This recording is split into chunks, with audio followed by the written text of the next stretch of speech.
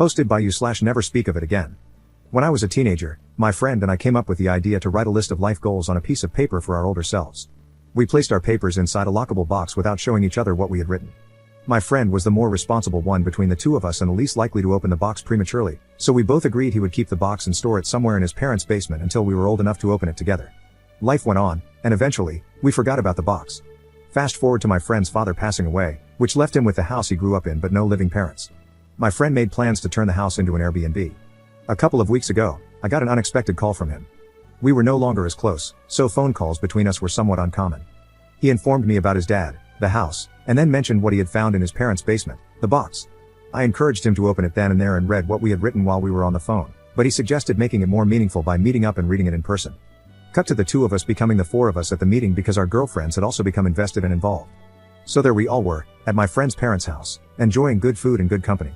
When the time came to open the box, everyone expressed their excitement.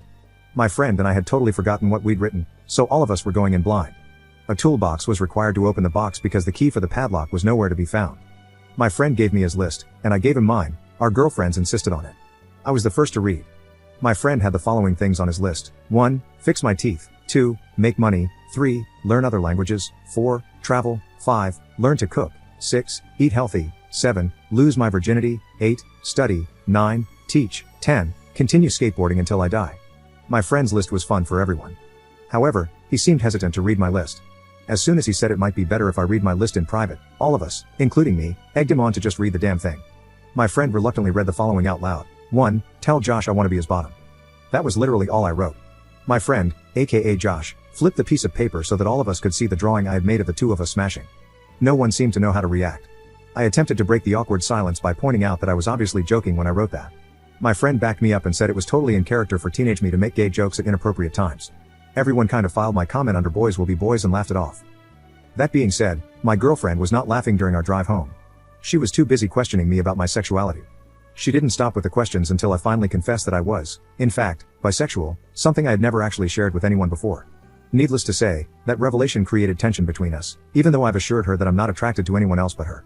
Pessimism is telling me that I should brace myself for a breakup. Update 1 day later. My girlfriend seems to be ghosting me now. Her responses to my messages have gone from one-word comments that took her forever to send, to nothing at all. My friend, on the other hand, hasn't stopped messaging me since the events in my previous post. Between my girlfriend ghosting me and my friend bombarding me with follow-up questions, I definitely feel like I messed up as a teenager when I decided to leave a note to my future self that exposed my sexuality. My friend has sent me multiple messages to inform me that he's still in touch with some of our former high school classmates. He made me aware of this because he wanted me to understand why he thought it made sense to share our decades-old list of life goals with other people.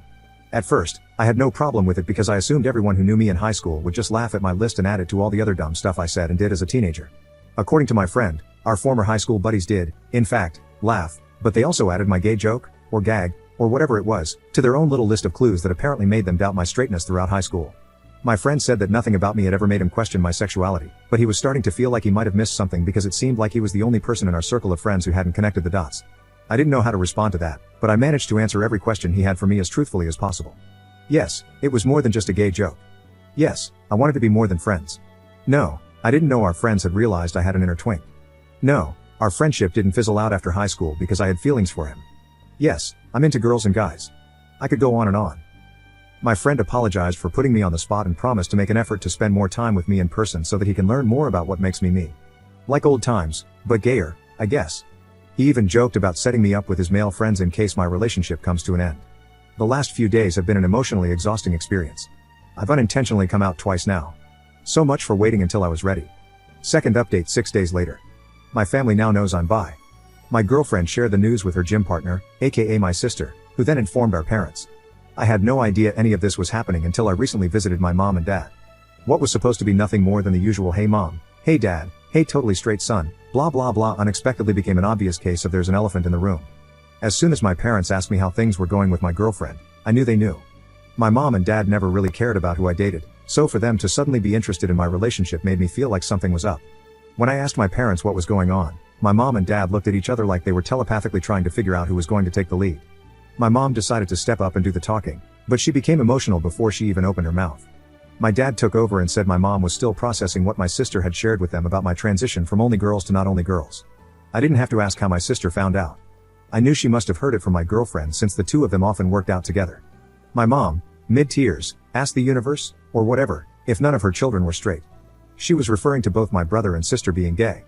My dad reminded my mom that she had promised to keep her crap together, especially since she'd been through this twice with my siblings. My mom reminded my dad that she had to keep her crap together throughout their marriage, since it's become clear to her where all their children get their gayness from.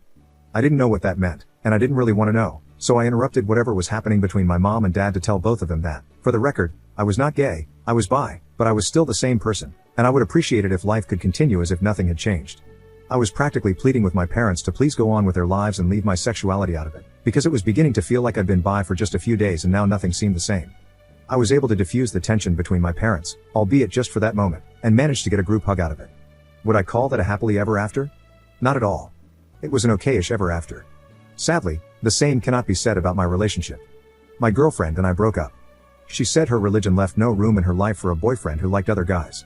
I knew the breakup was inevitable, but I never expected my girlfriend to play the religion card. I've literally never seen her pray or go to church, so the fact that she was suddenly too holy for me would have been hilarious if it weren't so heartbreaking. The good news is the damage is done. I lost the girl, and I might have resurrected unresolved marital problems between my mom and dad, but hey, at least I can hopefully move on and fully be me now. Commenter. So, your gay sister outed you to your parents after working out with your girlfriend, who then decided she couldn't be with you because of God. That seems hard to accept, but if true, your sister would be the jerk in this story. Well, the biggest one, anyway. Ops response. The day my sister moved out of the house was one of the best days of my life. Sharing a house with her for years was an absolute nightmare. I'm convinced she poisoned our dog on purpose. That's how much of a psycho I believe she is. I have no idea what my ex-girlfriend gets out of spending time with her. Op shares details about his father's past. According to my brother, my dad used to sell the green stuff during his hippie days many moons ago, and apparently, the place where he sold the most just so happened to be near a popular gay club. My brother showed me a photo of my dad posing inside the gay club with a couple of his customers. My dad looked like the albino twins from The Matrix Reloaded, but less sophisticated. Anyway, what my brother was trying to say was that he thinks our mom might have a misconception about my dad secretly having a hidden intimate identity, when in reality, he was just a dealer who sold to random gay guys.